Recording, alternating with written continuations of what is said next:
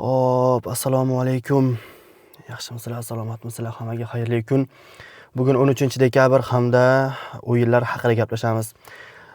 Germaniya Bundesligasi, Angliya Premyer Ligasi, Italiya A seriyasi, xo'p, yana Fransiya 1-ligasi haqidagi o'yinlar haqida so'z olib boramiz. La Liga ham mavjud bu yerda. Bugungi o'yinlar, asosiy o'yinlar haqida gaplashamiz va ularning hisoblarini taxmin qilamiz. Atletico Madrid bugun Wanda Metropolitanoda Valensiyani qabul qiladi.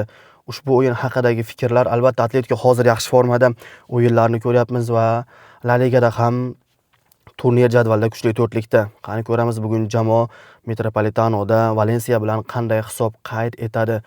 O'zimning shaxsiy fikrim, bugungi o'yinda Atletico 2-1 hisobida g'alaba qozonadi. Muxlislari ko'z o'ngida. Liverpool bugun Anfieldda Brightonni qabul qiladi va ushbu o'yin juda ham murosasiz kechishi kutilmoqda. Sababi hozirgi paytda Liverpoolning formasi hamda Brightonning formasi o'yin tomonlama bir-biriga juda ham yaqin va qani ko'ramiz bugun Arne Slot shogirdlari Brightonni mag'lub eta oladimi? Liverpooldagi futbolchi Muhammad Saloh hozir oxirgi o'yinni o'tkazishi mumkin bugun, chunki u intervyu bergan muxlislarga va futbol jurnalistlariga ularga aytganki, men jamoadan ketaman, onam oxirgi o'yinni ko'rish uchun Anfieldga tashrif buyuradi deya intervyu bergan Muhammad Saloh o'tgan o'yinda durangdan keyin Aston Villa bilan.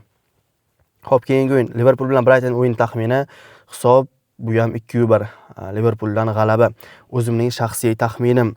Keyingi o'yin Chelsea Londonda Evertonni qabul qiladi. Ajoyib bahs rostdan ham, chunki Everton shonli tarixga ega va Liverpoolning hozirgi o'yini juda ham yuqori. Barsani mag'lub etgandan keyin to'g'ri jamoada o'zgarishlar ro'y berdi, ammo bugun Evertonni mag'lub etish Chelseaning qo'lidan keladi. Hisob 2-0, taxminim shunaqa.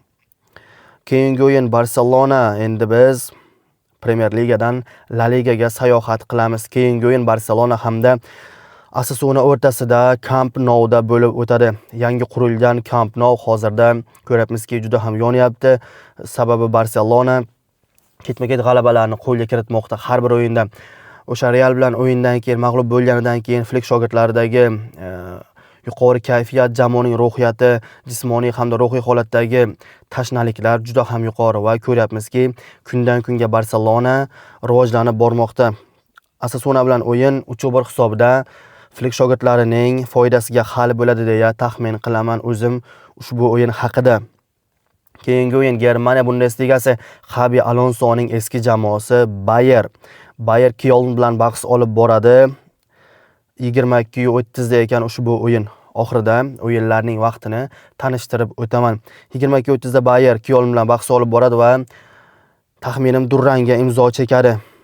Chunki Bayerning hozirgi holati optimal darajada emas. Ya'ni Xabi ketgandan keyin jamoani qabul qilib olgan murabbiy Xabideka boshqara olmayapti, ko'ryapmizki. Undan keyingi o'yin Fransiya 1-ligasi, Paris Saint-Germain Metz maydoniga safar qiladi. PSG hozirda Fransiya 1-ligasida 2-o'rinda, 1-o'rinni berib qo'ygan, 2-o'rinda va bugungi o'yinda Metzni mag'lub etsa 1-o'ringa ko'tarilib olishi mumkin va ushbu o'yin haqidagi taxminim 3-0. Fransiyaning Parij klubi foydasiga. Keyingi o'yin Angliya Premyer Ligasi va oxirgi o'yin bugungi kundagi, ya'ni bugunning oxirgi o'yini Arsenal Wolves bilan bahs olib boradi. Bu ham Londonda bo'lib o'tadi Arsenalning o'yingohida. Ushbu o'yin haqidagi taxmin Arsenal g'alaba qozonadi 2-0 hisobida, chunki Arsenal hozirgi paytga kelib Angliya Premyer Ligasida turnir jadvalida karvon boshchilikni o'z qo'liga mahkam ushlab olgan. 2-o'rinda esa Manchesterning City jamoasi. Ko'ryapmizki hozirgi paytdagi APOLdagi taxmin tig'iz taqvim va jamoalarning, yuqori jamoalarning Yevropadagi o'yinlari ham jamoalarga ta'sir qilmoqda. Xususan Chelsea'da shunaqa bo'lyapti, Cityda shunaqa bo'lyapti, Arsenalda esa shunaqa bo'lyapti. Bugungi o'yinda esa Arsenaldan g'alaba kutib qolamiz. Bu esa shunchaki taxmin. Xo'p, bugungi asosiy o'yinlar bilan tanishtirib o'tdim. Atletico Madrid Valensiya bilan soat 18:00 da bahs olib boradi O'zbekiston vaqti bilan.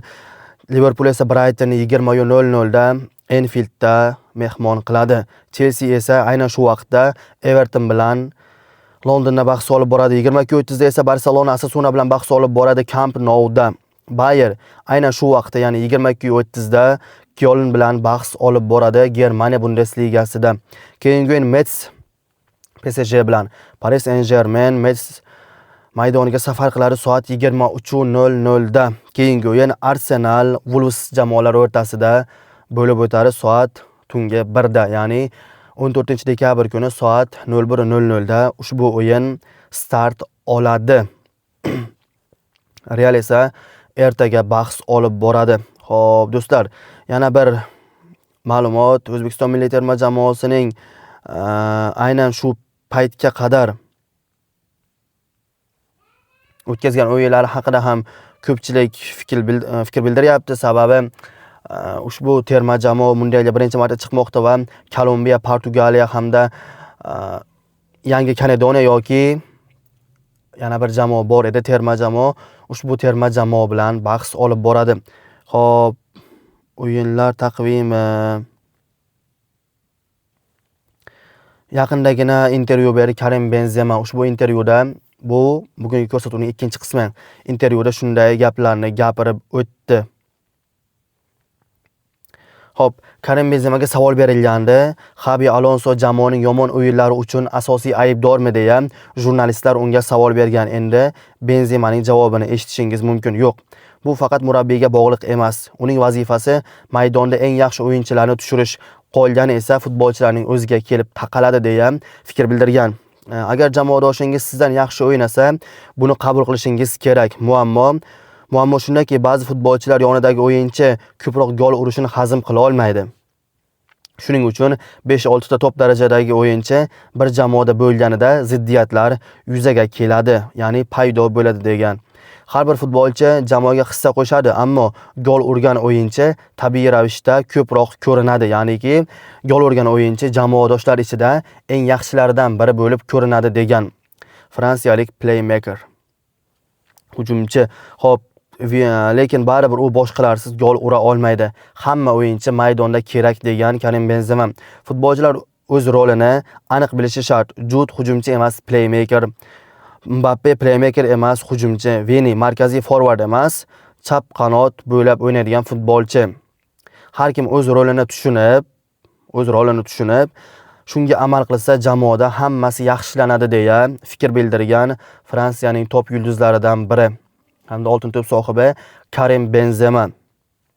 Do'stlar, shunaqa gaplar bugungi o'yindagi, ya'ni bugungi o'yinlar tahlili, Karim Benzemaning Real haqidagi fikrlari va Realning erta o'ynashini aytib o'tdik. Siz ham ushbu o'yin haqidagi fikrlaringizni va Benzemaning fikriga qo'shilasizmi yoki qo'shilmaysizmi?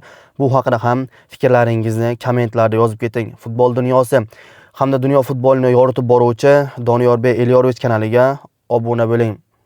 Salomat bo'ling, bizni kuzatishda davom eting.